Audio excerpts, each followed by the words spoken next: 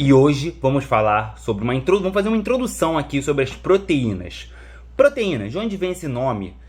Protos, que é da primeira classe, a primeira, vem do grego, e ina também vem do grego, que significa substância fundamental da vida. Quem cunhou esse termo proteína, essa palavra proteína, foi esse cara aqui, ó, Gerardus Johannes Mulder. Desculpe meu holandês, eu não sou muito bom disso, já deu pra perceber. Mas esse cara aqui, o que ele fez? E o que ele falou, né? Ele falou que sem proteínas seria impossível a vida em nosso planeta. E isso lá em 1838. Ele era um químico e agrônomo holandês. E olha que interessante, a gente produz de 50 mil a 100 mil proteínas diferentes no nosso organismo, no nosso corpo.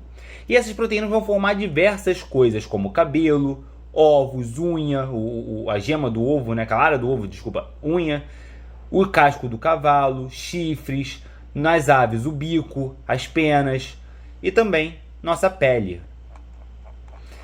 E aí, essas proteínas são macromoléculas formadas de aminoácidos.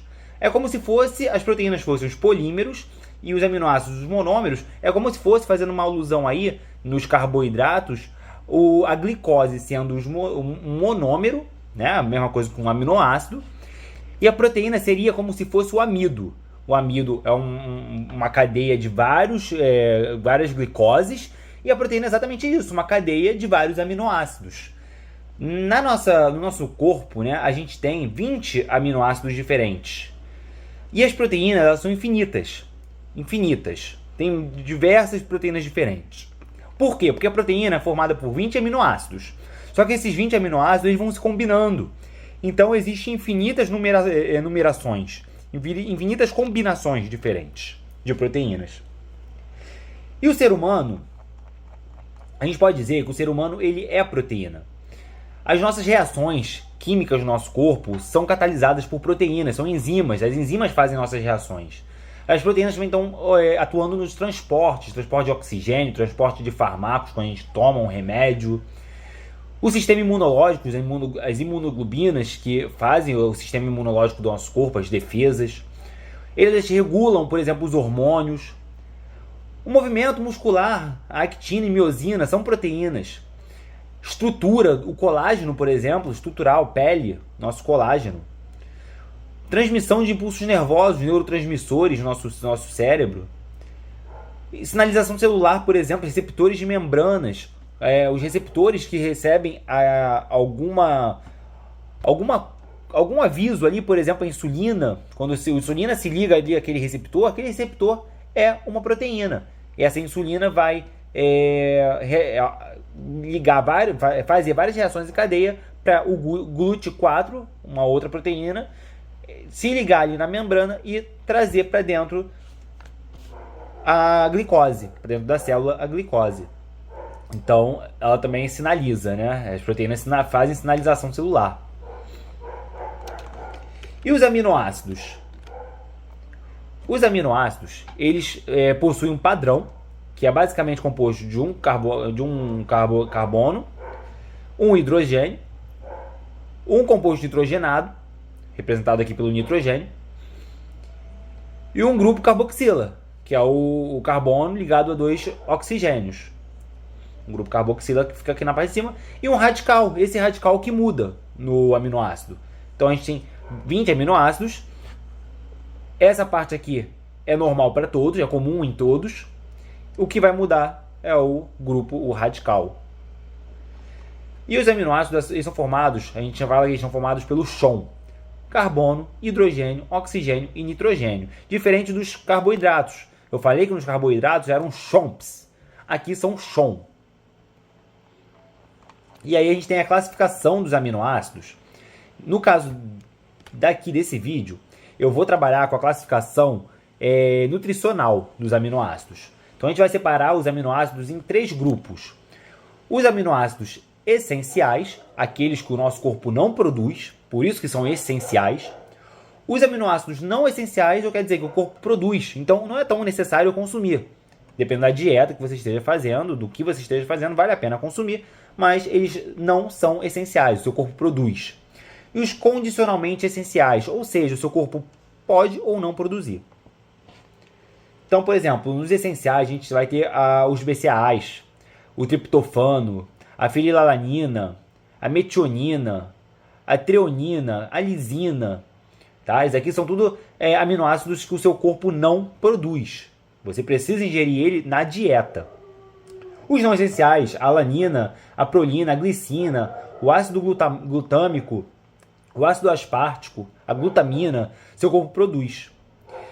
E a arginina, a serina, a histidina, a cisteína e a tirosina, o seu corpo pode não produzir, dependendo, por exemplo, da idade, dependendo, por exemplo, de alguma enfermidade, e etc. E a gente também tem os peptídeos. A diferença de peptídeo para proteínas é que os peptídeos eles são cadeias de aminoácidos que não são necessariamente proteínas. Eles não são proteínas. E podem ou não ter função. A proteína já não. A proteína tem uma função. Os peptídeos ele pode ou não ter função. E aí, como é que acontece quando você tem uma proteína, um aminoácido, desculpa, e você vai unir com outro aminoácido? Você vai fazer uma cadeia de peptídeos. Simples. Você vai pegar o aminoácido, você vê que tem um grupo carboxila aqui, e o grupo amino aqui. O grupo carboxila vai perder um OH, o grupo amino vai perder um H, um hidrogênio, vai sair em forma de água, porque vai juntar o H daqui e o OH daqui, O, 2 Hs, H2O. Água. Então, vai sair água e vai criar uma ligação peptídica. O nome dessa ligação aqui que eu estou apontando é ligação peptídica. E aí um aminoácido vai se juntar no outro. Depois, outro aminoácido vai se juntar e aí vai formar uma cadeia de aminoácidos. Essa cadeia de aminoácidos, quando ela está em formação, ela se chama estrutura primária. Ela forma uma estrutura primária, que são vários aminoácidos ligados um no outro pela ligação peptídica. Essa ligação aqui. E aí o que começa a acontecer? Quando ele começa a ficar um pouquinho maior, o hidrogênio de um aminoácido começa a se ligar, começa a ser atraído por um oxigênio de outro aminoácido. Então, essa ligação começa a puxar um com o outro. E aí começa a formar uma hélice, uma estrutura em forma de hélice. E a gente fala que essa estrutura é estrutura secundária. A estrutura primária e a secundária não tem função ainda no nosso corpo. E aí, quando essa estrutura começa a se enrolar, começa a se embolar, a gente diz que ela forma uma estrutura terciária. E olha que interessante. É como se você pegasse um fone de ouvido do bolso, e esse fone de ouvido vai estar todo amassado, todo embolado. Isso é mais ou menos isso, que é uma estrutura terciária. E olha que interessante. Se a gente vê aqui a estrutura terciária, tá vendo que essa parte aqui de baixo está passando por baixo dessa parte de cima? Então, essa parte aqui de baixo provavelmente está se ligando, o aminoácido dessa parte de baixo provavelmente está se ligando com esse aminoácido de cima. Porque eles se ligam e formam essa estrutura. Não tem como, o nosso corpo não faz, não bota o aminoácido ali por acaso. Ele está ali por alguma razão, por algum motivo. A formação de proteínas não é ao acaso. Então qualquer coisinha que mude nessa proteína, qualquer aminoácido que saia, qualquer coisa que mude nela, ela perde sua função. E aí a estrutura quaternária são vários aminoácidos, são várias estruturas terciárias juntas, formando essa estrutura quaternária, como se fosse um bolo maior de estrutura terciária. Essa imagem que é bem interessante, ela está lá no livro da Bioquímica Ilustrada. Eu vou deixar o link, mas a referência desse livro vai estar aí embaixo na descrição. Com essa referência você consegue encontrar esse livro aí na internet. E aí a gente vai falar agora sobre a desnaturação das proteínas.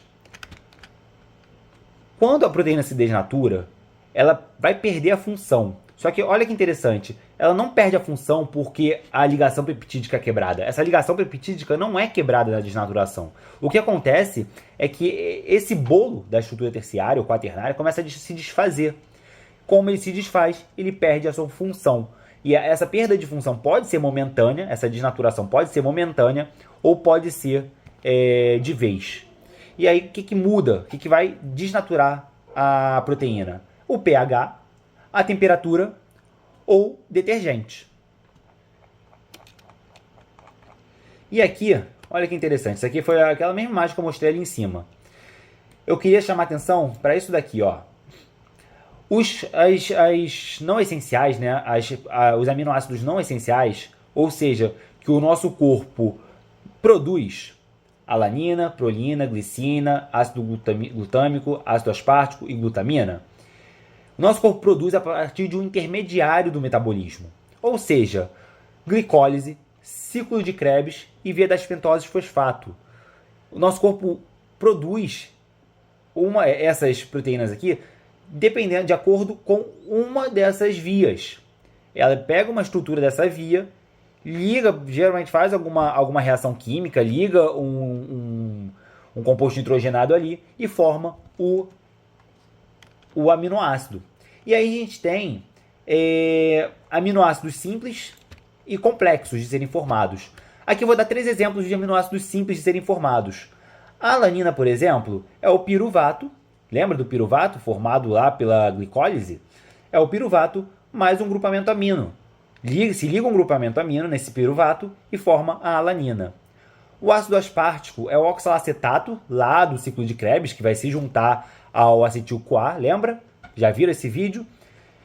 Esse oxalacetato vai se juntar a um grupo amino, formando o ácido aspartico.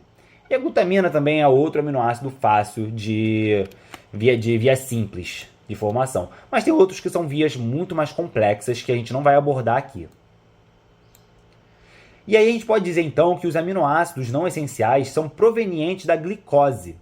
Vem lá da glicose, porque a glicose que vai produzir a glicose que vai produzir o piruvato, a glicose que vai produzir o oxalacetato. Então a gente pode falar que todos os aminoácidos essenciais, não essenciais, vêm da glicose. Só que olha que interessante, os essenciais também vêm da glicose. Então a gente pode falar que tanto os essenciais quanto os não essenciais são produzidos pela glicose. Olha que interessante, olha que incrível. Então a gente precisa, além das proteínas, também de consumir carboidratos. Olha que beleza. E o nitrogênio? É interessante a gente abordar isso, porque o nitrogênio ele não é produzido pelo nosso corpo. Então, de onde vem esse nitrogênio, né? De onde vem o composto nitrogenado, se a gente não produz? Ele vem de outros aminoácidos que a gente ingere na dieta. A gente come um aminoácido na dieta, olha aqui como é que funciona. A gente come um aminoácido, o que vai acontecer? O aminoácido vai passar o nitrogênio, o grupamento amino, para o alfa-cetoglutarato, vai virar cetoácido, esse aminoácido vai virar cetoácido, esse alfa-cetoglutarato vira glutamato, e aí esse glutamato depois passa o grupamento amino para um carbono, né, uma estrutura de carbono, um esqueleto de carbono, que vem lá da glicose, né, da via da glicose, em alguma reação que a glicose faz, passa esse composto nitrogenado para ela, e aí ela vira um aminoácido. O corpo produz um novo aminoácido que a gente esteja precisando. Vamos pensar que esse aminoácido aqui o corpo não está precisando mais dele, e ele precisa produzir um aminoácido que esteja precisando mais. Então, essa reação acontece. O aminoácido passa o nitrogênio para o alfa-cetoglutarato, o alfa-cetoglutarato vira glutamato, o glutamato passa o nitrogênio para um composto, para um esqueleto de carbono, que vem lá da glicose, e esse esqueleto de carbono, o corpo produz um novo aminoácido que esteja precisando. Olha que bárbaro, que incrível. E é isso por hoje. Espero que vocês tenham gostado. Curte aí o vídeo, dá o like aí no canal, se inscreve aí no canal e bota qualquer comentário aí, faça qualquer pergunta aí pra mim que pode ter certeza que eu vou responder. Valeu, fui!